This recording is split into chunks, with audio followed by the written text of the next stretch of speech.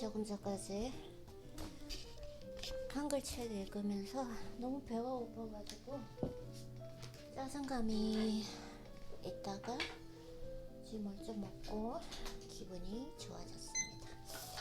사실은 오늘 영어 원서를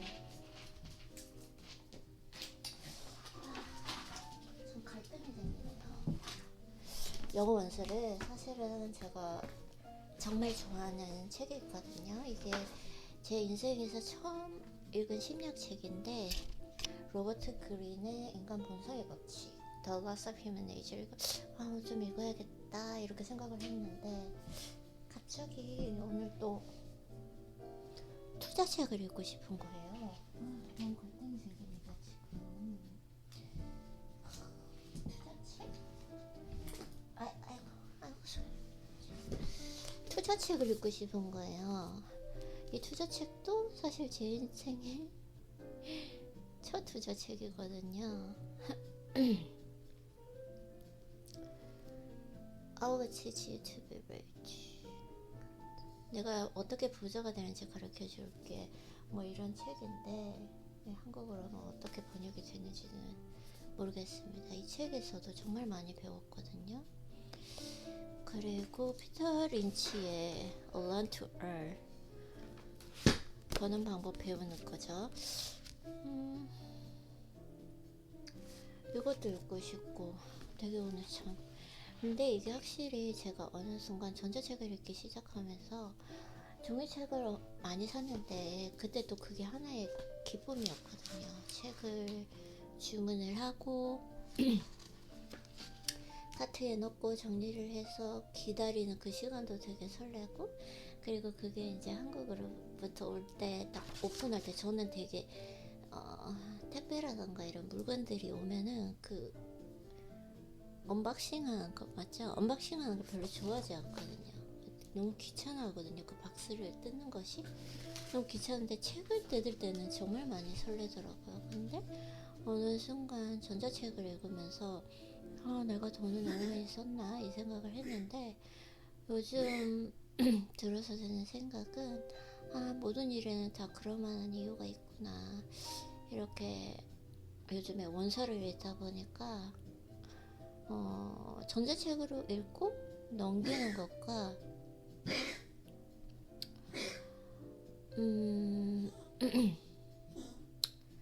내가 이렇게 종이책을 소유하고 있으면서 이렇게 읽고 싶을 때 읽는 게 느낌이 완전히 다르거든요. 그런 걸 좀 느끼는 것 같습니다. 그러면서 오늘도 이렇게 서재를 보니까 서재 맞나요? 서재? 아니지. 뭐죠? 맞아요. 서재 맞잖아요. 한국말. 네. 맞나? 서재 방인가? 서재인가? 맞는 것 같아요. 서재? 맞나? 네, anyways. 거기에서도 feel better fast and then make it last. 이 책도 진짜 제가 재밌게 읽었던 책이거든요.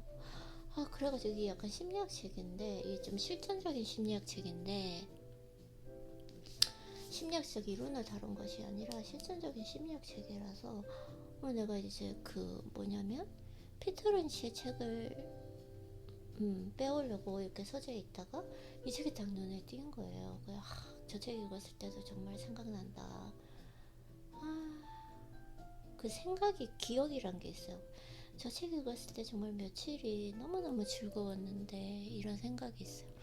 되게 다른 건 전자책으로 읽을 때는 뭔가 내가 좋아하는 부분을 빨리빨리 읽고, 그리고 예시 같은 건 넘어가고 뭐 이런 게 있고, 종이책으로 열심히 읽을 때는 뭐 종이책이다 보니 아무래도 조금 가격이 있기도 해서 그런지도 모르겠지만 안 빠지고 다 읽었던 것 같아요. 그러다 보니까 한 책을 끝내는데 보통 뭐 너무 좋은 책, 진짜 마음만 먹으면 빨리 읽을 수 있지만 진짜 좋은 책은 막 아껴가면서 읽거든요. 그래서 이렇게 막 며칠 동안 그 즐거운 느낌, 행복한 느낌을 느끼기 위해서 아껴가면서 읽었던 그 기억이 있어요, 이 책. 그래서 결론은 지금 이렇게 또 시간을 보낼 것이 아니라 오늘 지금 이거 하고 나서 운동하러 가야 되기 때문에 좀 시간도 지금 늦었기 때문에 오늘 재테크 책을 읽을 것인가 심리학 책을 읽을 것인가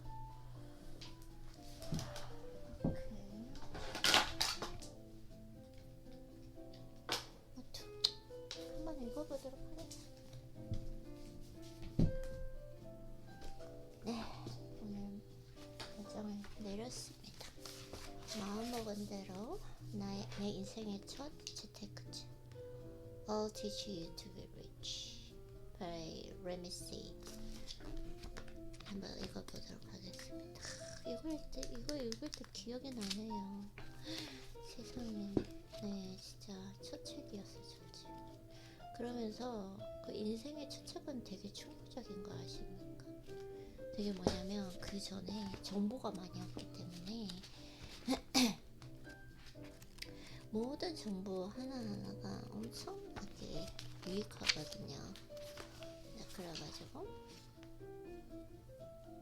저 그때 참 재밌게 읽었던 기억이 나는데 너무 오래간만에 이 책을 다시 읽게 되네요. 이 생각이 나요. Conscious Spending. Conscious Spending이란 이 단어, 이 표현 자체를 Conscious Spending이 되게 조금 획기적이었고 너무 놀랐던 기억이 납니다. 네, 자 이제부터는 영어로 또 얘기를 한번 해보도록 하겠습니다. How often do you feel? I'm sorry. 아직까지 조금. How often do you feel guilty about something, but then do it anyway? Feel guilty something, but do it anyway. Antidote to unconscious spending. I'm going to show you a better way that's worked for 10,000 of my readers. Let's create a conscious spending plan. What if you couldn't make sure you are saving and investing enough money each month, and then use the rest of your money get free of whatever you want? Well, you can with some work. The only catch is that you have to plan where you want your money to go ahead of time. Even if it's on the back of a napkin, would it be worth taking a couple of hours to set up so you can spend on the things you love? You will automate your savings and investing, and then make your spending decisions close to clear. Spend lots of money on eating out and traveling, but money on lattes. 죄송해요. I'm sorry. I made a mistake. Okay. I spend lots of money on eating out and traveling, but I never feel guilty. That's consciously deciding what you value. Unfortunately, most Americans were never taught how to consciously spend, which means cutting costs mercilessly on the things you don't love, but spending extravagantly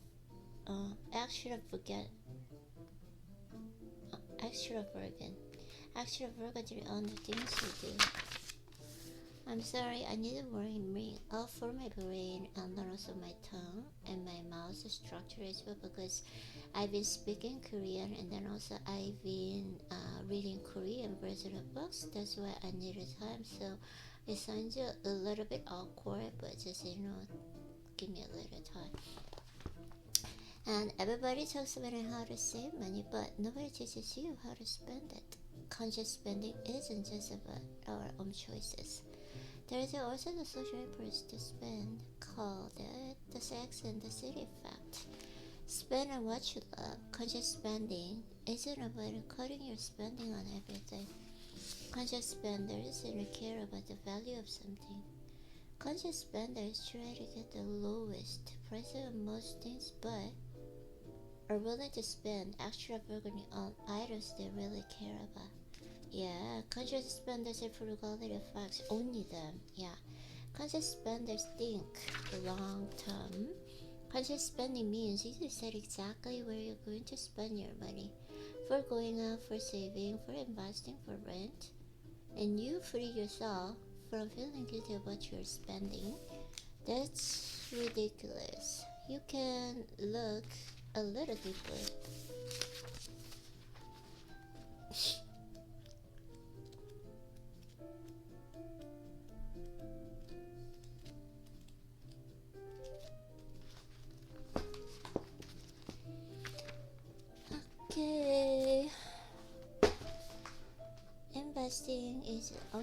rich people.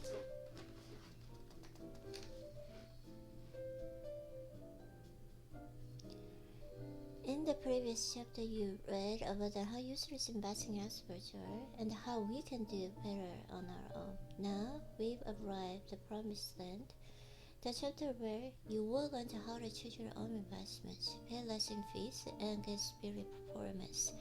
You're going to determine your investing style by asking yourself some key questions.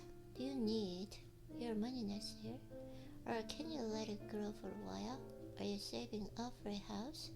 Can you withstand big day to day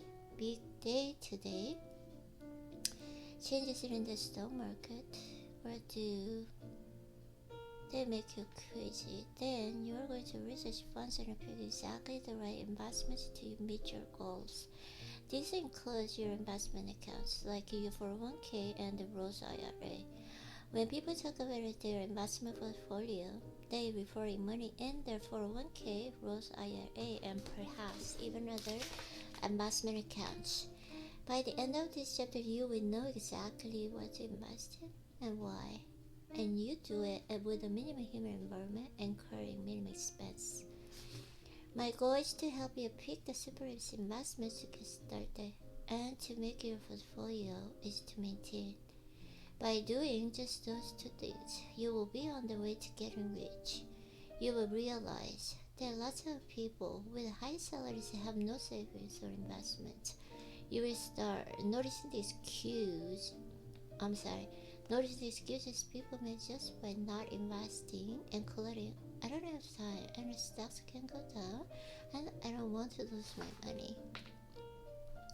Let's be honest, nobody really loves managing their money. I'd rather be using my money like by taking a food tour in Tokyo or weekend ski trip with my friends. Basically, I'm always on the lookout for ways to spend less time and get better results. Yes, spend the less time and get better results. When I was applying to colleges, for example, I created a system to write 3 scholarships application per day and ended up winning in more than $200,000 in 6 months to pay for school. These days, I manage more than 1,500 emails per day about my blog and this book.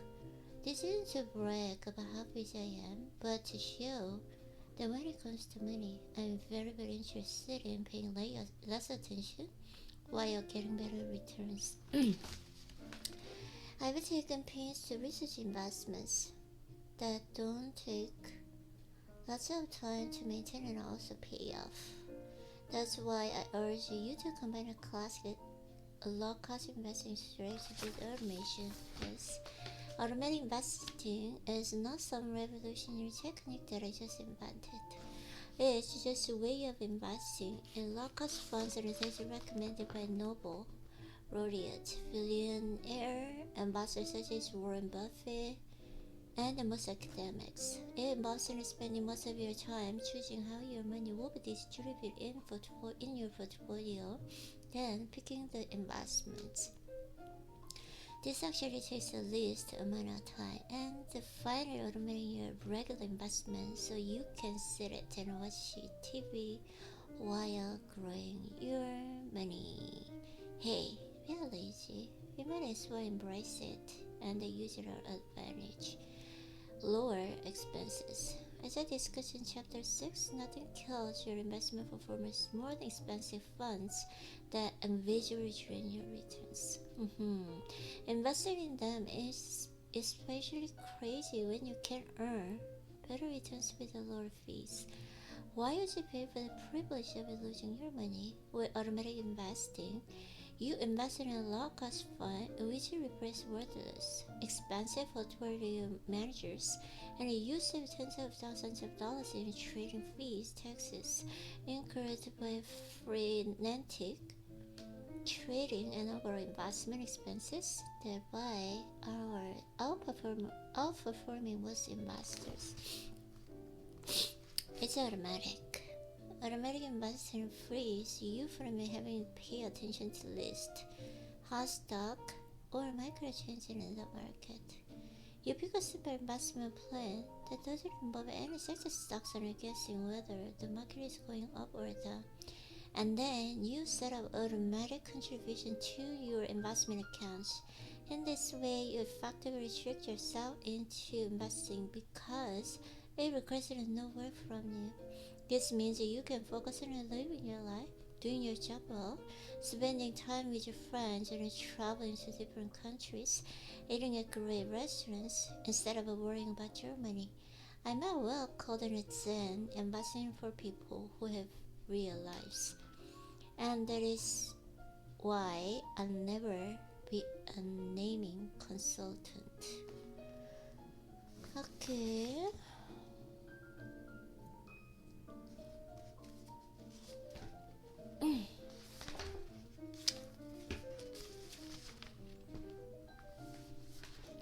The test of a real automatic investor is not when the things are going up, but when they're going down. Okay, be fearful when others are greedy, and greedy when others are fearful. Long-term perspective into practice. Diversify portfolio.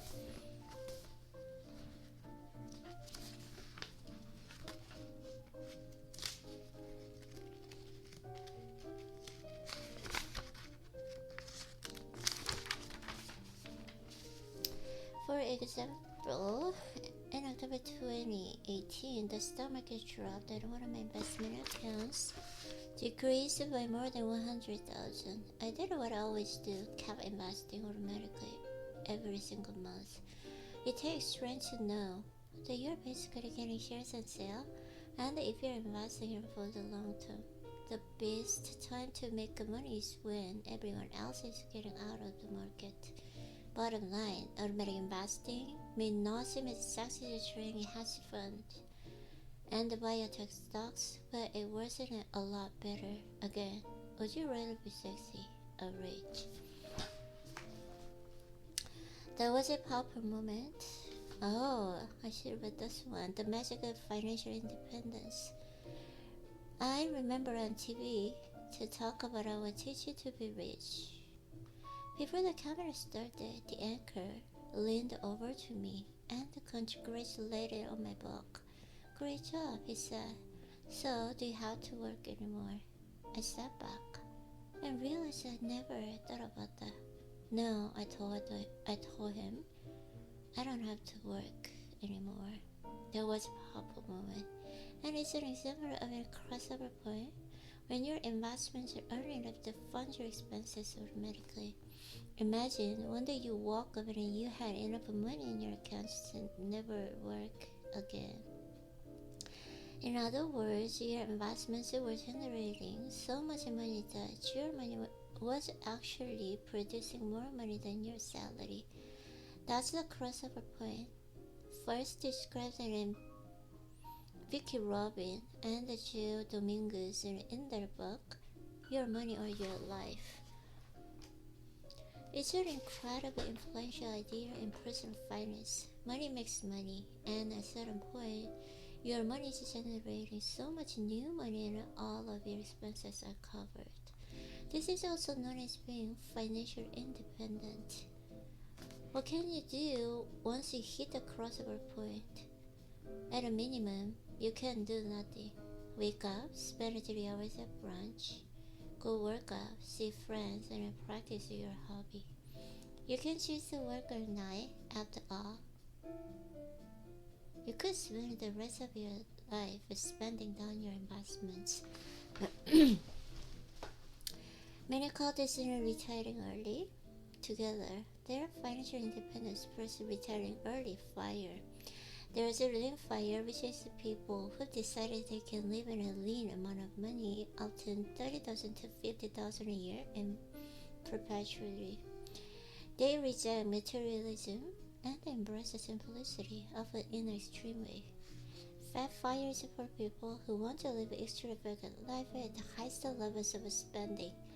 Ever wonder how celebrities can spend $250,000 in a single party? That's because their money isn't earning so much money that they actually have to work and spend it all. For example, in 2018, Oprah Winfrey bought a house for $8 million. This seems outrageously expensive, right? Here's the twist. Because her net worth at the time was $4 billion, if that money wasn't even conservatively invested in the return 4%, her investments alone, not even counting her salary, would generate $160 million that year, effectively making the house free to her. Now apply that to your life. Most people won't get to the $125 million in net worth, but what if you had $1 million, $2 million, $5 million? Learn the numbers, assuming an 8% of return, to see how much they would generate for you is eye-opening. When you hit the point of financial independence, you're being paid to live because of a decision you made years ago. I selected an Indian kid studying 10 hours a day to nail SATs, then getting amazing jobs and opportunities in decades later. Okay, again, a summary of terms. FI, financial independence, where you earned enough that your investment will pay for your life perpetually. RE, retiring early, often in your 30s and 40s. FIRE, financial independence plus retiring early. Think of someone who retires in their 30s and will technically never have to work again because their investments cover their annual living expenses and every year forever. Lean FIRE, people who want to live a lean life, often at around $30,000 per year. They are likely doing fun things like going for a walk in a park and bird watching. Fat FIRE, people who want to financially independent and retire early but live an extravagant lifestyle. Think of flying first class and staying at the Four Seasons, or putting their kids into the private school. Achieving FIRE isn't easy, and typically most people dismiss it out of hand. I'm too young to think about that, they say. Then, just a few years later, it's too late for me to start. Funny how the excuses change so fast. Or the financial forest rationalization. I'd rather spend my money now than a nickel and dime myself the next 30 years. Saving rate, unhappiness. Okay. I have no problem with using aggressive financial goal. In fact, I love it. I have no problem with people who had a different financial goals than mine. But when people use words like miserable, rat race, and anxiety, that's a red flag. My suggestion is remember that life isn't lived out of the spreadsheet. Be as aggressive as you want with your goals. Dream bigger than you ever thought. But remember that money is just a small part of a rich life. Investing is not about picking stocks. Really, it's not. Ask your friends what you think invest means, and I bet they'll say picking stocks. Guys, you cannot reliably pick stocks that will outperform the market over the long term. It's way too easy to make mistakes, and such as being overconfident about choices or panicking when you invest in a drop even a little. As we saw in chapter 6, even experts can guess what will happen to the stock market. But because they've heard it repeatedly from the many investment blogs and YouTube videos, people think that investing is about picking winning stocks and that anyone can be successful. They can't. I hate to say it, but not everyone is a winner. In fact, most of these so-called financial experts are failure.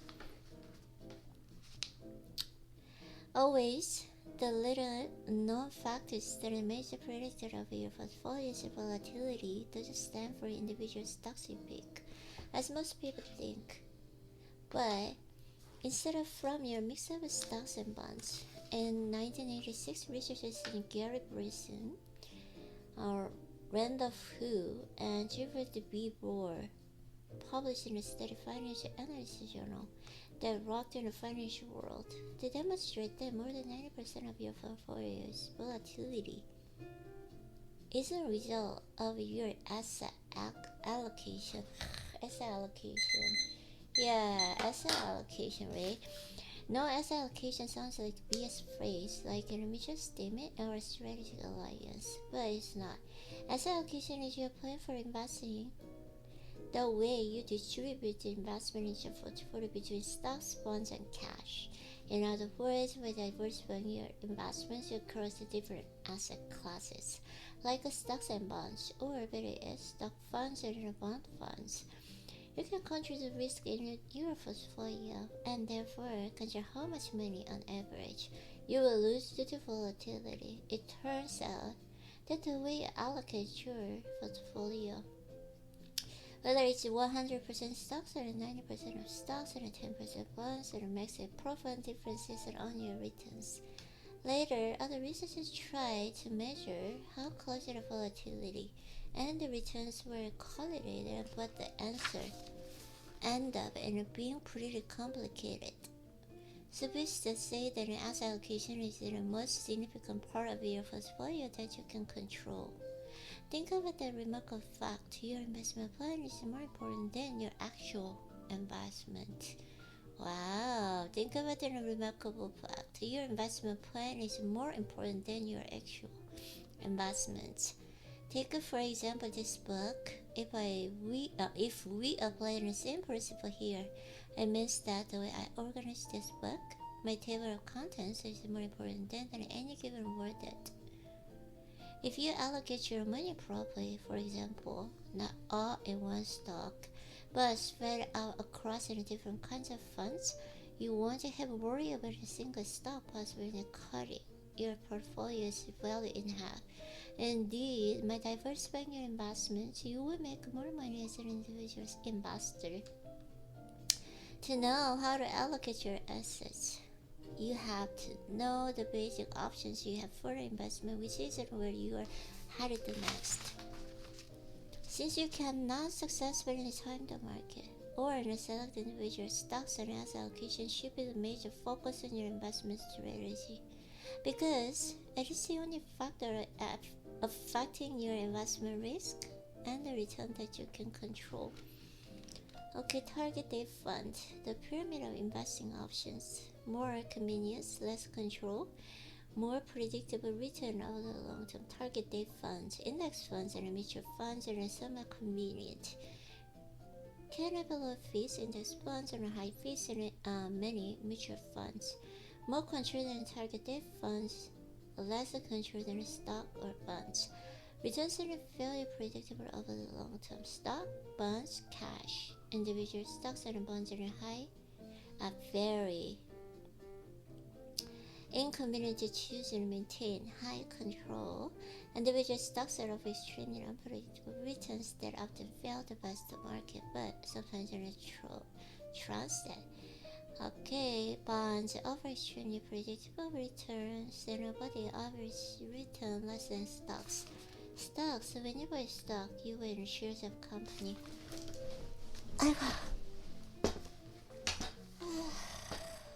Okay, my eyes are tired. Okay, focus.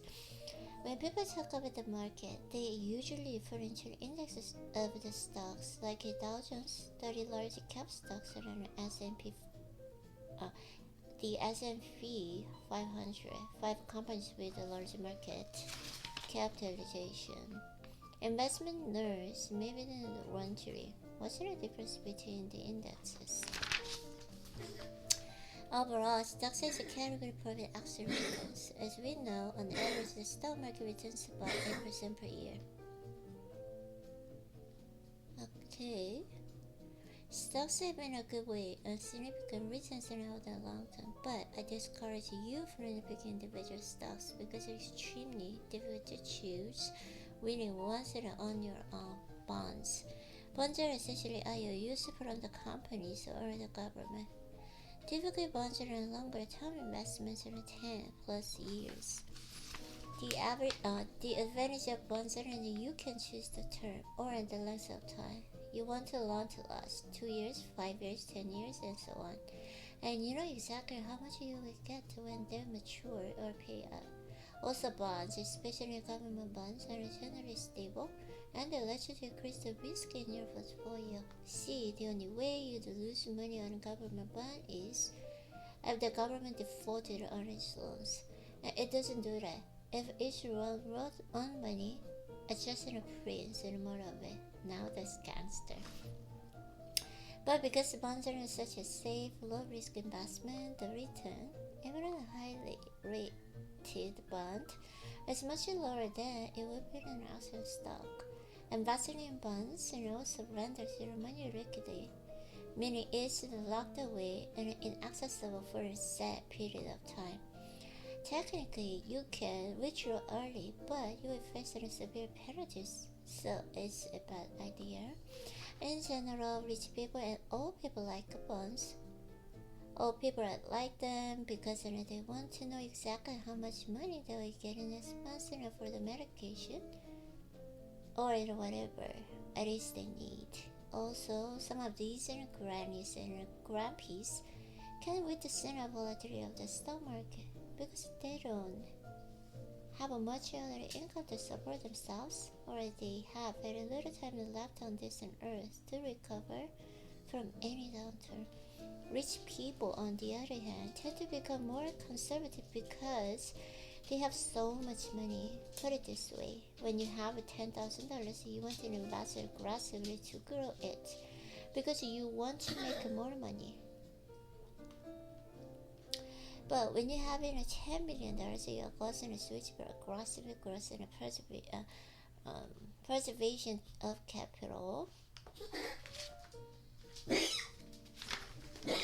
Okay, I keep my money in treasury bonds, he replied. They don't make much money, a trader shouted back. They do, Gruncher said dryly, if you have enough of them. If you have a lot of money, you accept the lower investment returns in exchange for security and safety. So, guaranteed bond at 3% or 4% is attractive to a wealthy person. After all, 30% of $10 million is still a lot. Cash. Investing in terms of cash is money that is sitting on the sidelines, uninvested, and earning only a little money in interest from money market accounts, which are basically high interest saving accounts. Traditionally, cash has been the third part of their portfolio alongside the stocks and bonds.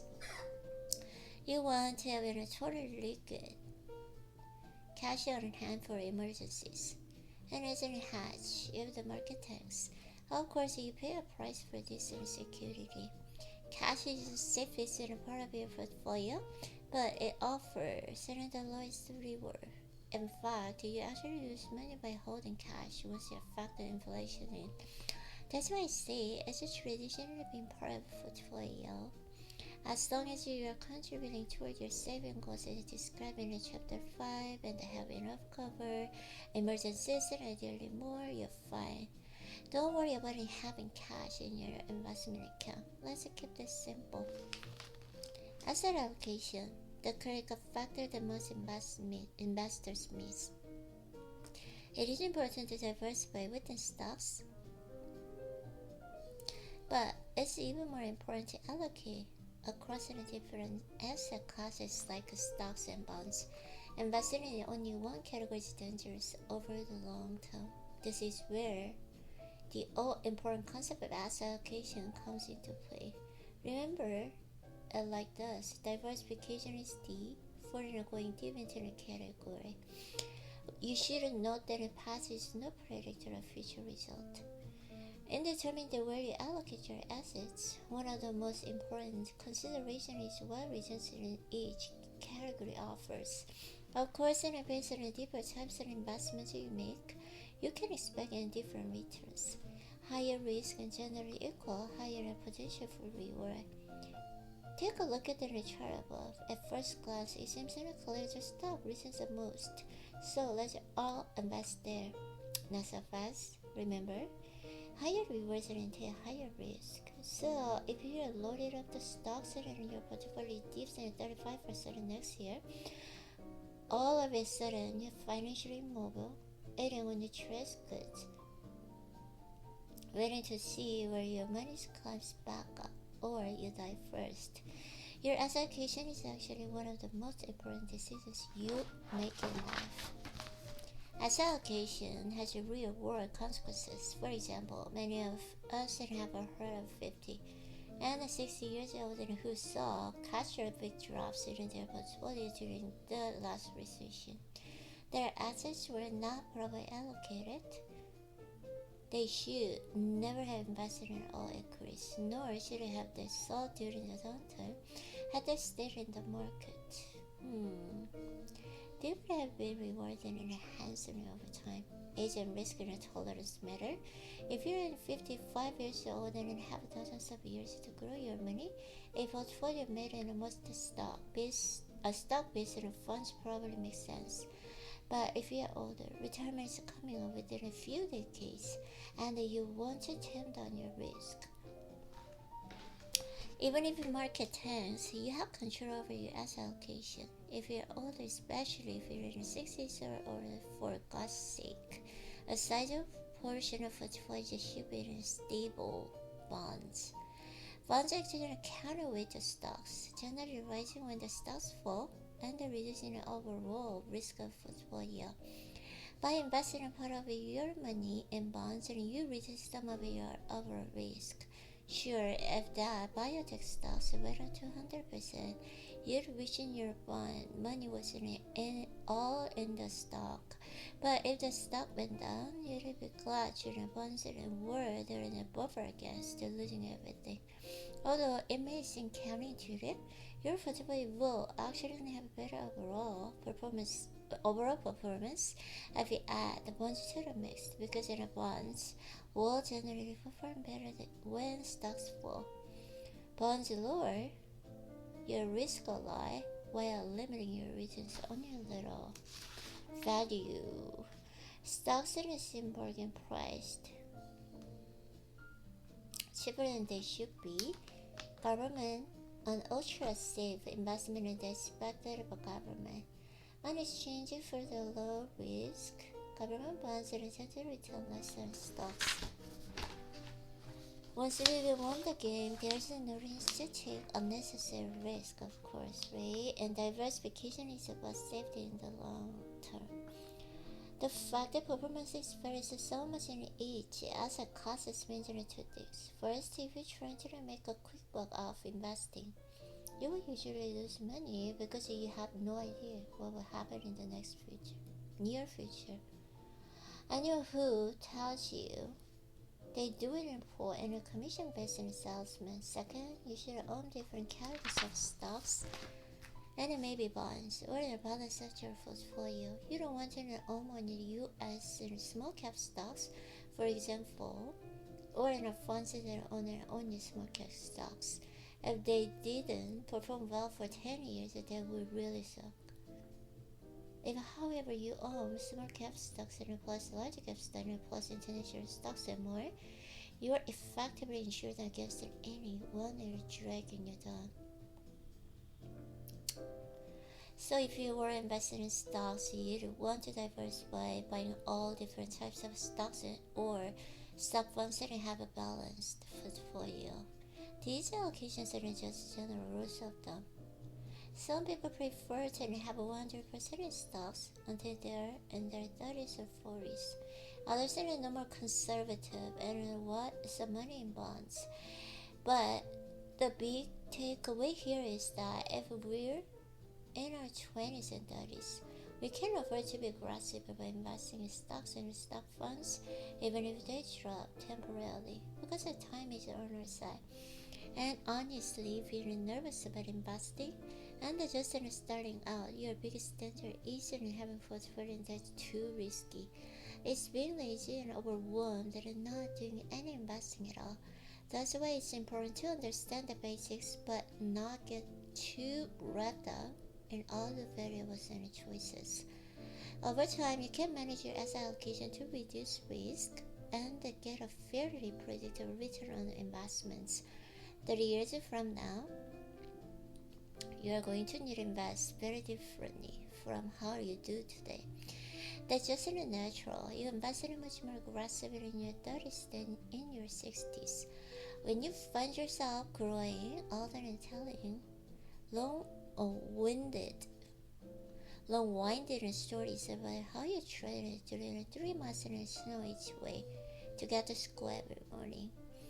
All of this sounds completely reasonable. I'm less aggressive than when I was younger. When I get older, I get more conservative, of course.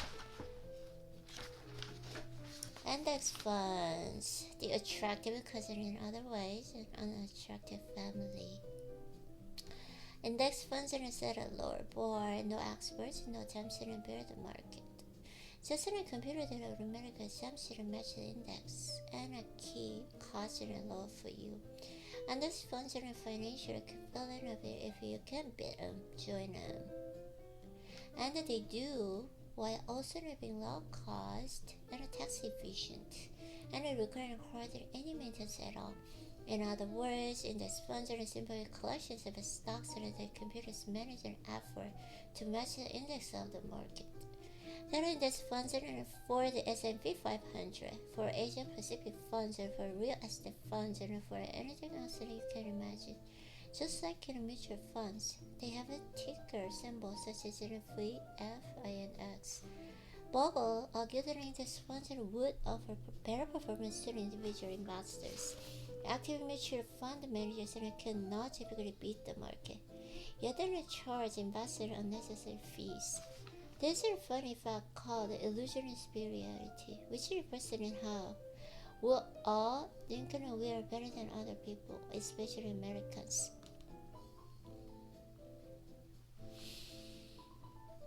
Okay, once you understand this, watching makes a lot more sense. Every mutual fund manager believes he can beat the market. To accomplish this, managers use an fancy analysis and data, and they trade frequently. Ironically, this reduces a lot of taxes and trading fees, right?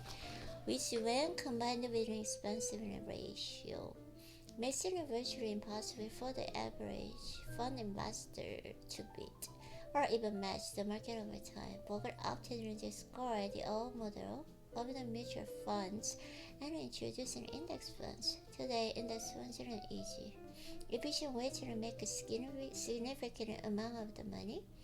Note, however, that index funds are simply match the market. If you own an increase in your 20s and 30s and the stock market drops, like it has in a from time to time, your investments will drop. Expect it. It's normal for your investments to go up and down. I believe that 98 or 99%, and maybe more than 99% of people who invest should extensively diversify and not trade. That leads them to the index funds with very low cost. Warren Buffett. Yeah, beautiful. Over the long term, the stock market has always gone up. 맞아요. Advantage is extremely low cost is to maintain and tax efficient.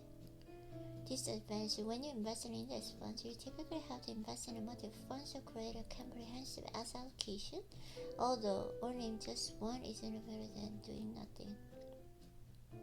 If you do purchase multiple index funds, you have to rebalance or adjust your investment to maintain your target asset allocation regularly. Usually every 12 to 18 months, each fund typically requires a minimum investment, although this is often waived with automatic monthly investments. Okay, so index funds are clearly far superior to buying either individual stocks and bonds or mutual funds. With their low fees, and they're a great choice, and if you want to create a controlled exact makeup of your portfolio. But what if you are one of those people who knows you will just never get around and do necessary research to figure out inappropriate asset allocation and which index funds to buy? Oh, my eyes are tired.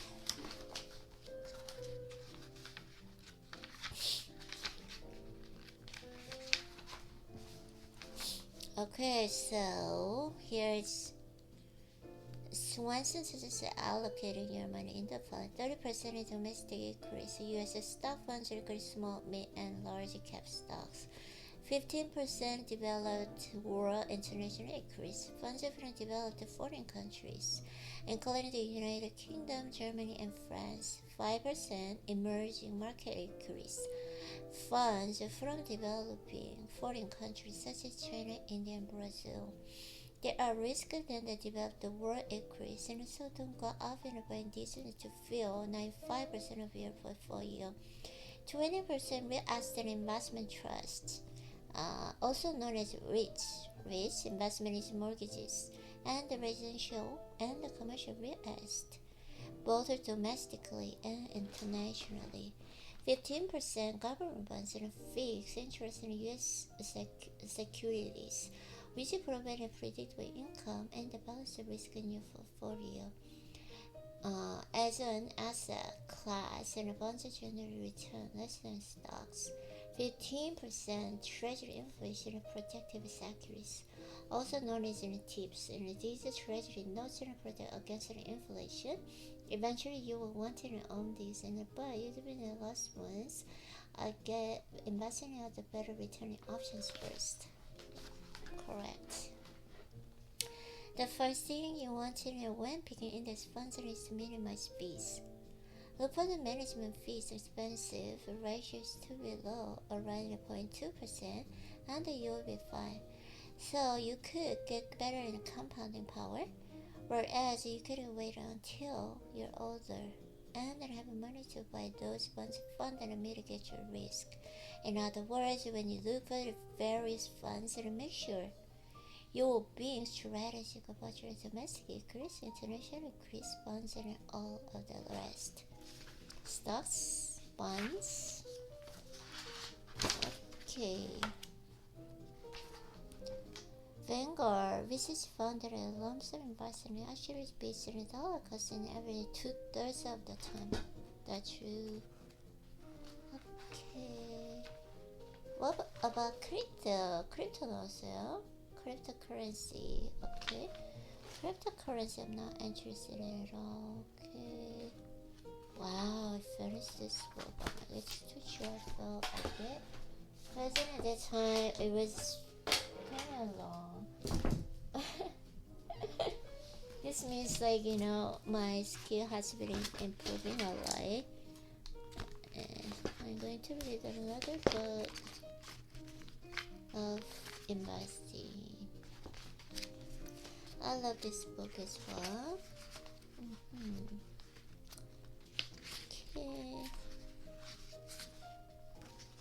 Okay, invest for the long term. The next thing you need is plan. The stock market is one place where young Gibson and your big adventure over the old folks. You've got the most valuable assets of all, which is time. The earlier you start investing, the better. In fact, the small amount of money invested early is worth more in the long run than a large amount invested later. Have you heard of the old expression, time is money? It ought to be revised to time makes money. It's a winning combination. Let time and the money do the work, while you sit back and wait the results. When you say this, we are assuming that a long-term investor who is determined to stick with the stocks no matter what. People who need to pull their money out in 1 year, 2 years, and 5 years shouldn't invest in stocks in the first place. There's simply no telling what stock prices will do from 1 year to the next. When the stock market has one of its corrections and the stocks lose money, the people who have to get their money out, maybe they're going home with a lot less than they put it. 20 years or longer is in the right time frame. 20 years or longer. That's long enough for stocks to rebound from the massive corrections in the record, and it's long enough for the profits to pile up. 11% a year is total return is what stocks have produced in the past. Nobody can predict the future. After 20 years, 11% an investment of the $10,000 in magically transformed into $80,623. To get the 11%, you have to pledge yearly to the stocks for better or for worse. This is marriage we're talking about. A marriage between your money and your investments.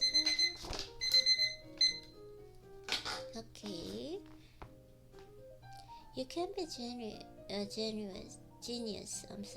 You can be a genius in analyzing which companies to buy, but unless you have the patience and the courage to hold on to the shares, you're an odds and favorite to become a medical investor.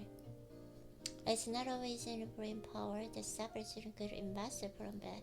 Often, it's discipline. Okay. Stick with your stocks no matter what. Ignore all the smart advice that tells you to do otherwise, and act like you don't know. It still applies today.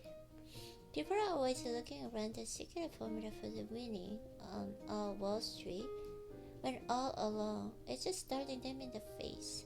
Buy shares in solid companies with earning power and don't let go of them without a good reason. The stock price going down is not a good reason. It's easy enough to stand in front of a mirror and swear that you're a long-term investor who will have no trouble staying true to your stocks. Ask a group of people how many times long-term investors, and you will see unanimous in a show of hands. These days it's hard to find anyone who doesn't claim to be a long-term investor. But real test comes when stock take a dive. More details on these and stock corrections in the bear markets can be found later in this book. Nobody can predict exactly when a bear market will arrive. Although there is no shortage in Wall Street types who claim to be skilled fortune teller in this regard. But when one does arrive, and the prices of 9 of the 10 stocks drop in unison, many investors naturally get scared. Yeah, of course.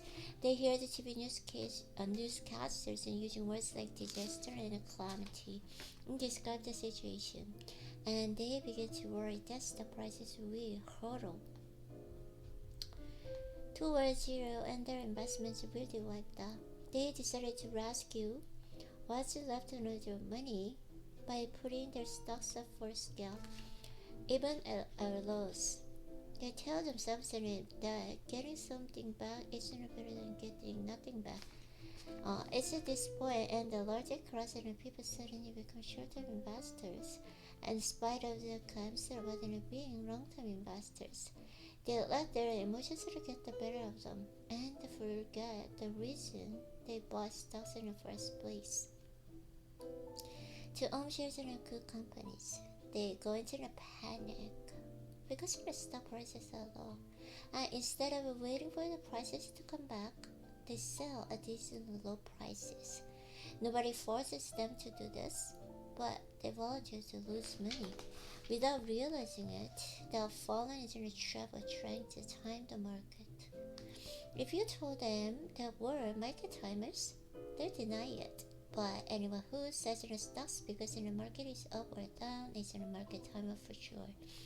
The market timer tries to predict the short-term jigs and jags in the stock prices, hoping to get out with a quick profit.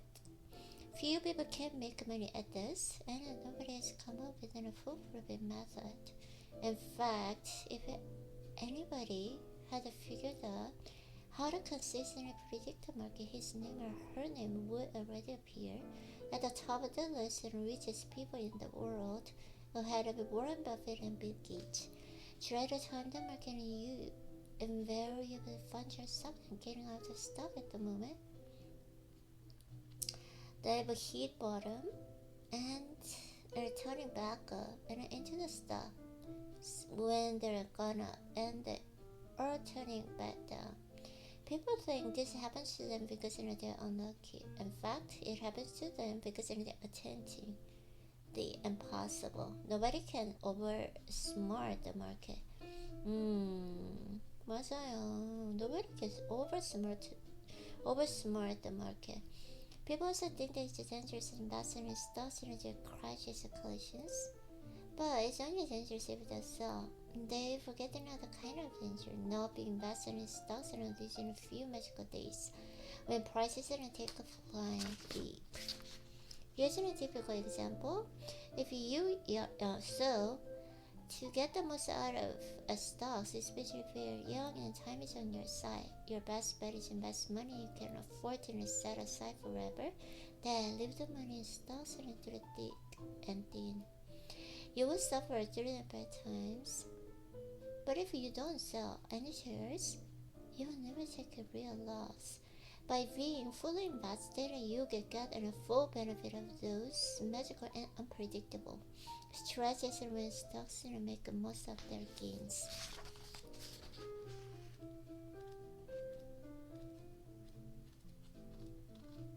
Oh, finish this one. Okay. Okay.